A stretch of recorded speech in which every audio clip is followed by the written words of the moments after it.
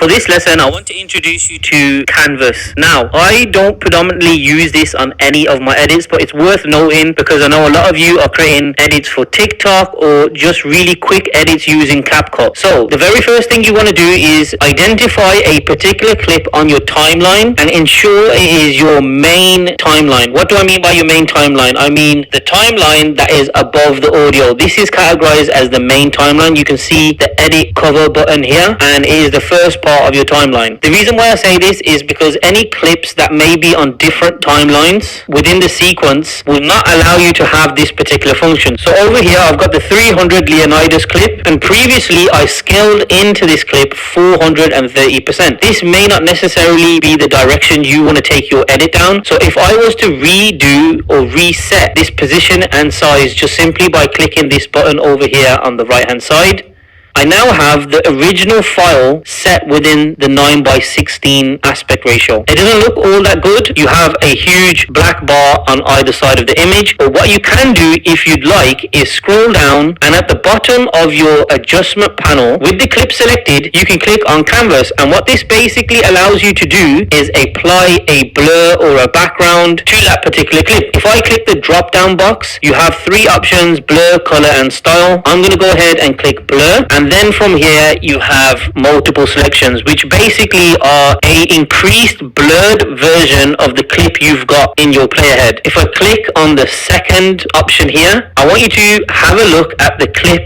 over in the media player. If I scrub this clip, you now can see we have a blurred version of the clip as the background rather than the two black bars we've had previously. And you can go ahead and perhaps choose the option for it to be slightly unblurred or extremely blurred. And then of course, if you hit the drop down menu again, you have color, so you can go ahead and change different colors on your background. And in a similar fashion, if you hit the drop down menu, hit style, you can go ahead and perhaps add a fancy style. From a creative standpoint, I don't necessarily see me using this in any scenario. Maybe, and it's a very low probability, I will use the canvas to add a blur effect background, as you can see here. But 9 times out of 10, I'll always prefer to opt in getting the full image on the entire screen. Of course, this sometimes can be an issue in terms of quality. However, I would much rather try and find another clip to use with better quality than using the canvas effect. Of course, as always, this is down to your creativity and your flair when creating your content.